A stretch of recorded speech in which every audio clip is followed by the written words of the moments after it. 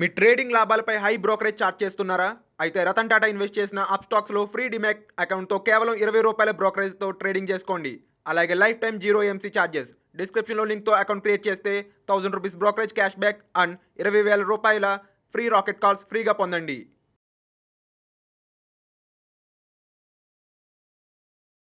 సత్యన్ గారు, ఈ మధ్య గత కొంతకాలంగా ఇండియన్ స్టాక్ మార్కెట్ బిగ్ బుల్కి సంబంధించిన వార్తలు పెద్ద ఎత్తున వైరల్ అయ్యాయి.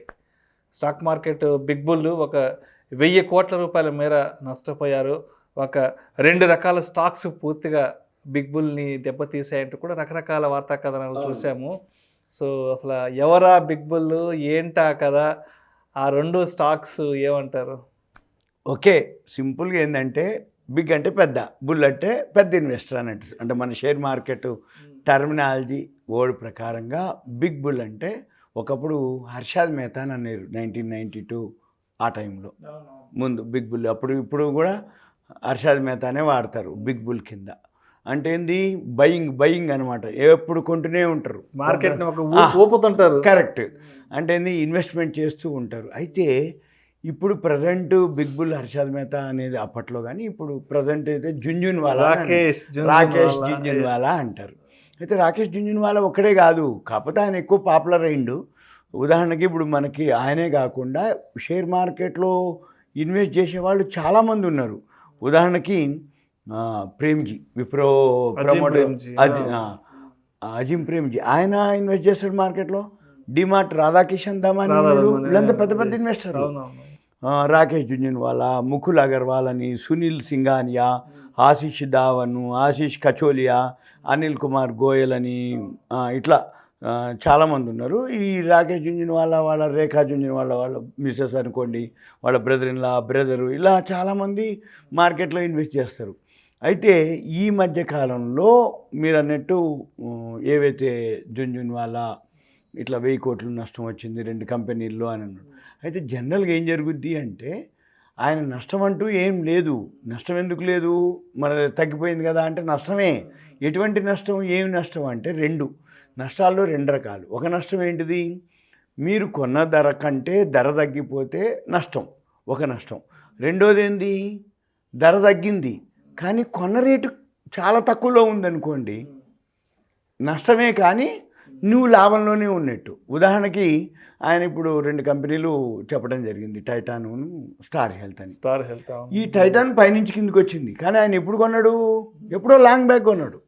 మరి లాంగ్ బ్యాక్ కొన్నప్పుడు ఇప్పుడు తగ్గింది, డిఫరెన్స్ లాసే, కానీ రియల్ లాస్ కాదు అది. ఎప్పుడైనా కానీ 2 loss, paper loss, real loss. Paper loss అంటే ఏంది, ఉదాహరణకి ఎగ్జాంపుల్, హైదరాబాద్లో ఒక 20 ఏళ్ల కింద, 25 ఏళ్ల కింద, 15 ఏళ్ల కింద ఎక్కడో అవుట్స్కట్స్లో ఒక ఎకరం ఫామ్ హౌస్ లేకపోతే ఎకరం ల్యాండ్ కొనుక్కుండు. అప్పుడు ఎంత వేలలోనో ఏదో 1 లక్ష 2 లక్షలు ఉంటే వచ్చేసింది. ఇప్పుడు ఉదాహరణకి ఎగ్జాంపుల్ ఆంధ్రప్రదేశ్ అనుకోండి, అమరావతి అనుకోండి. ఈ తెలంగాణ ఆంధ్ర విడిపోయినప్పుడు అక్కడ ₹1,00,00,000 అన్నారు. అయితే అక్కడ ఒక రైతు ఉన్నాడు అనుకోండి, ఎగ్జాంపుల్ 1 కోటి అన్నారు, 2 కోట్లు అన్నారు. తర్వాత ఇప్పుడు స్టేట్ క్యాపిటల్ లేదు అన్నప్పుడు పోయింది అన్నారు, డౌన్కి వచ్చింది. అంతే తప్ప రైతు ఆయన ఏమి 1 కోటి పెట్టి కొనలేదు, 2 కోట్లు పెట్టి కొనలేదు. ఇవాళ ఏదో 30 లక్షలు 50 లక్షలు అనగానే ఆయన నష్టపోయిండు. అంటే ఆ ధర లేదు, కానీ రియల్గా రైతు నష్టపోయింది ఏమి లేదు. ఎందుకు, ఆయన ఓను ల్యాండ్ అది, అంటే ఏదో తక్కువలో ఉంది, లేదు తక్కువలో కొనుక్కొని ఉండు.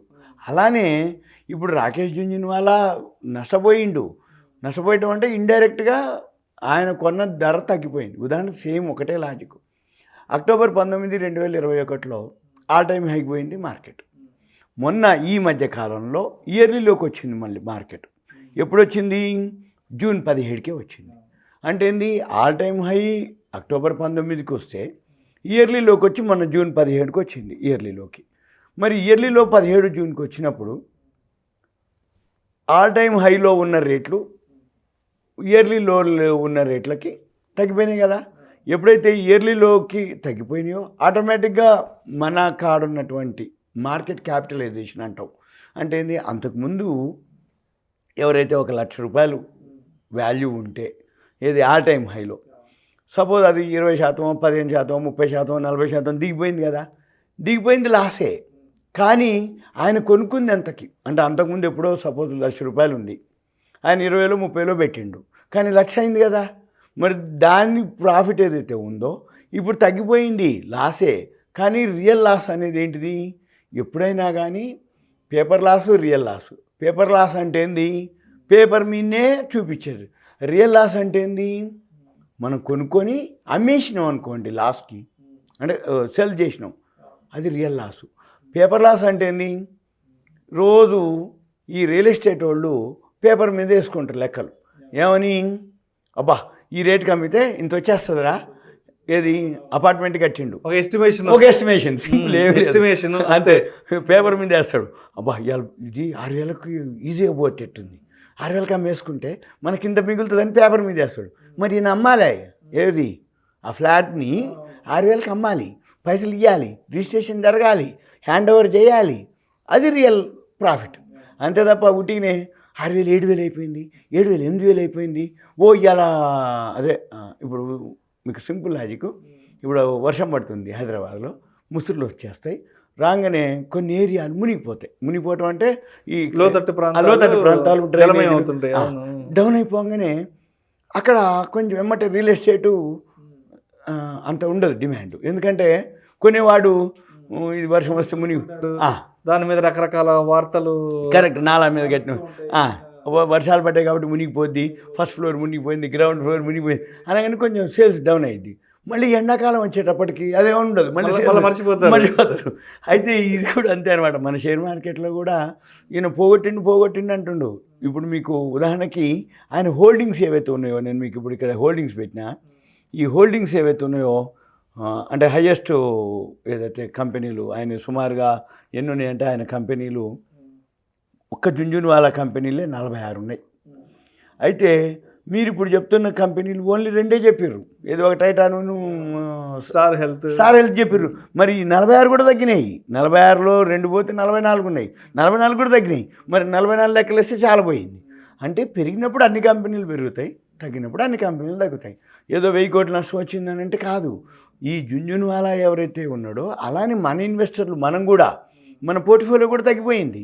మన పోర్ట్ఫోలియో తగ్గిపోయిందంటే ఆయన కెపాసిటీకి, ఆయన లెవెల్కి, ఆయన కాడు ఉన్నటువంటి ఆ పోర్ట్ఫోలియో సైజుని లాస్ వచ్చిందంటారు తప్ప, ఇప్పుడు మనం కూడా ఇన్వెస్టర్లు ఉన్నారు, ఓ 5 lakhs 10 lakhs పెట్టి ఉంటాడు. ఎగ్జాంపుల్ మ్యూచువల్ ఫండ్ అని అనుకోండి, మ్యూచువల్ ఫండ్ వాళ్ళు ఏం చేశారు, చాలా కంపెనీలు కొంటారు. మరి చాలా కంపెనీలు కొంటే అక్టోబర్ నుంచి సుమారు 3.5 లక్షల కోట్ల రూపాయలు ఎఫ్ఐలు అమ్ముకుంటూ వచ్చారు. కంటిన్యూగా ఇయర్లీ లుక్ వచ్చింది. మరి ఇప్పుడు అక్టోబర్ 19 నుంచి మ్యూచువల్ ఫండ్స్ అంటే ఎఫ్ఐఐలు ఆల్ టైమ్ హై నుంచి అమ్ముతూ వచ్చిర్రు. Indian mutual funds, domestic institutional ఇన్వెస్టర్లు, డిఐఐలు, మన ఇండియన్ మ్యూచువల్ ఫండ్స్ కంటిన్యూ కొంటూ వచ్చినాయి. మరి అక్టోబర్ 19 నుంచి కొంటూ ఉంటే ఇప్పటిదాకా ఇయర్లీలోకి వస్తే మరి అవన్నీ ఏమైనట్టు, అవి కూడా తగ్గిపోయినాయి.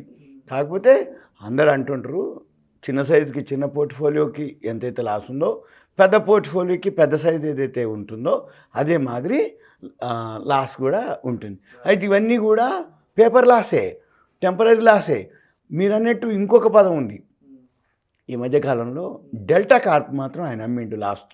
డెల్టా కార్ప్, ఆ డెల్టా కార్పు ఏం చేస్తుంది ప్రోడక్టు, అది ఏం సర్వీస్ చేస్తుంది అంటే ఆయన ఉద్దేశం ఏంది, రాబోయే రోజుల్లో దానికి ఉండదు అనేది. డెల్టా కార్ప్ అంటే ఏంటిదంటే, గోవాలో క్యాసినో ఉంది, ఆన్లైన్ గేమ్స్. ఈ ఎకానమీ తగ్గిపోయినప్పుడు, రెసిషన్లోకి వెళ్ళినప్పుడు, ఇన్ఫ్లేషన్ పెరిగినప్పుడు, ద్రవ్యోల్బణం పెరిగినప్పుడు, సేవింగ్స్ ఎప్పుడైతే తగ్గిపోతాయో ఈ గేమ్స్ మీద కానీ క్యాసినోల మీద ఎక్కువ ఇన్కమ్ రాదు, రాబోయే రోజుల్లో ప్రాఫిట్ ఉండదు అని ఆయన ఏం చేసిండు, అడ్వాన్స్గా అమ్మేసిండు ఆ షేర్లని. అంటే ఆయన అమ్ముండి అంటే రాబోయే రోజుల్లో ఆ కంపెనీకి గ్రోత్ ఉండదు అని. అంతే తప్ప అది రియల్ లాస్. అంటే ఆయన కొన్న రేటుకి కనుక అమ్మిన రేటుకి ఆ డిఫరెన్స్ చూస్తే అటువంటిది రియల్ లాస్ అంటారు తప్ప, ఉటికినే పడంగానే ఇప్పుడు టైటాను స్టార్ హెల్త్ ఉంది. సపోజ్ మళ్ళీ రేపు రిజల్ట్స్ వచ్చేసి, ఫస్ట్ క్వార్టర్ రిజల్ట్స్ వచ్చి మళ్ళీ కంపెనీ షేరు మార్కెట్ పెరగటం మొదలుపెట్టింది అనుకోండి, ఆటోమేటిక్గా షేర్ ప్రైస్ పెరగగానే మళ్ళీ జుంజున్వాలా పోర్ట్ఫోలియో సైజ్ ఏదైతే ఉందో గ్రీన్లోకి మళ్ళీ గ్రీన్లోకి వచ్చేస్తుంది. వచ్చేసి గ్రీన్లోకి రాగానే అబ్బా 1000 కోట్లు సంపాదించింది, ఇవాళ 2000 కోట్లు సంపాదించలే. ఆయన పోర్ట్ఫోలియో సైజులో పెరిగింది. అది మనం గమనించాలి. అందుకనే రెండు అనమాట. ఇప్పుడు ఎవరైతే మన ఇన్వెస్టర్లు కూడా రియల్ లాసా పేపర్ లాసా? రియల్ లాస్ నేను కాదన్ను, ఎందుకంటే అమ్మేసి క్లోజ్ చేసిండు, అది రియల్ లాస్. పేపర్ లాసు ఉటికినే తగ్గింది. ఇప్పుడు ఉదాహరణకి ఫ్లాట్ ఫర్ సేల్ అని పెడతాడు, 1 కోటి అని చెప్తాడు, డిమాండ్ ఉంది అనుకుంటాడు, అది 80కో 70కో వచ్చింది. రియల్గా అమ్మినప్పుడే దాని యొక్క రియల్ సెల్ అన్నట్టు, అంతే తప్ప కోటికి పోవచ్చులే, కోటికి పోతుందిలే, కోటికి అని లెక్కలు వేసుకుంటాడు. కానీ అది 80కో 85కో అమ్ముతాడు. అంటే 15 లక్షల లాసా? లాస్ లేదు. ఆయన ఎక్స్పెక్ట్ చేసిండు, మీరు అన్నట్టు ఇంతకుముందు ఎస్టిమేషన్ వేసిండు, ఓహో ఇది కోటి వస్తే నాకు 20-25 లక్షలు వస్తాయని. ఏది 70కి కొన్నాడు, కోటికి అమ్మితే 30 లక్షలు వస్తాయి, 80కి అమ్మితే 10 లక్షలే వస్తాయి. కానీ పేపర్ మీద మాత్రం ఎస్టిమేషన్ వేసుకుంటాడు, ఇది కోటికి అమ్మితే నాకు 30. సేమ్ ఇది కూడా అంతే, పేపర్ మీద కాదు, రియల్గా జరిగినప్పుడే ఉంటుంది. అది సింపుల్గా. అయితే జుంజున్వాలా వాల్యూ తగ్గిపోయినాయి రియల్గా అమ్మినప్పుడు. కానీ స్టార్ హెల్త్ ఆయన ఐపీఓకి ముందే కొన్ని పెట్టుకోండు, ప్రీ ఐపీఓ అంటే ఐపీఓ కంటే ముందు ప్రమోటర్స్ ఎవరైతే ఉంటారో అప్పుడు కొనుక్కోండు. అది ఆయనకి చాలా తక్కువలో ఇచ్చారు. మీరు ఒకసారి స్టార్ హెల్త్ హిస్టరీకి వెళ్తే జుంజున్వాలాకు ఏ రేట్కి ఎప్పుడు ఎలా ఇచ్చారు అనేది చూసి ఇప్పుడు అమ్మిన రేట్ చూస్తే అది రియల్ లాస్ కాదు, ప్రాఫిట్లోనే ఉన్నట్టు. ఇది సింపుల్గా. కాకపోతే మీరు అన్నట్టు జనరల్గా అందరూ ఉన్న రేట్లు చూసి లాస్ అంటారు. Thank you sir, thank you so much Satyanarayana గారు. ఈ మధ్య రాకేష్ జుంజున్వాలా ఎందుకు 1000 కోట్ల రూపాయల మేర నష్టాన్ని చవి చూశారు, తర్వాత ఆయన తీవ్రంగా దెబ్బతీసిన ఆ 2 స్టాక్స్ ఏవి అనే అంశం గురించి చాలా చక్కగా వివరించారు. Thank you so much sir. Suman Prasad, ధన్యవాదాలు. Thank you. ఇది ఒక అవేర్నెస్ కోసం, ఇన్ఫర్మేషన్ మాత్రమే. నాకున్న ఏదైతే ఐడియా ఉందో అది నేను మీకు విశదీకరించిన. మీకు కూడా ఎక్స్పీరియన్స్ ఉండి ఉంటుంది, ఇట్లాంటి మీరు కూడా అలానే ఫాలో అవ్వాలి. ప్రేక్షకులకు విజ్ఞప్తి, ఈ వీడియోలో ప్రస్తావించబడిన కొన్ని అంశాలు, అదేవిధంగా కొన్ని కంపెనీల పేర్లు కేవలం ప్రేక్షకులకు అవగాహన, ఉదాహరణ, అదేవిధంగా ఎడ్యుకేషన్ పర్పస్ కొరకు మాత్రమే ప్రస్తావించడం జరిగింది. ఇవి మా వ్యక్తిగత రికమెండేషన్ అయితే కాదు. స్టాక్ మార్కెట్లో పెట్టుబడులన్నీ కూడా నష్టాలకు లోబడి ఉంటాయి. పెట్టుబడి పెట్టే ముందు మీ అడ్వైజర్ని సంప్రదించి మాత్రమే తుది నిర్ణయం తీసుకోగలరని మా మనవి.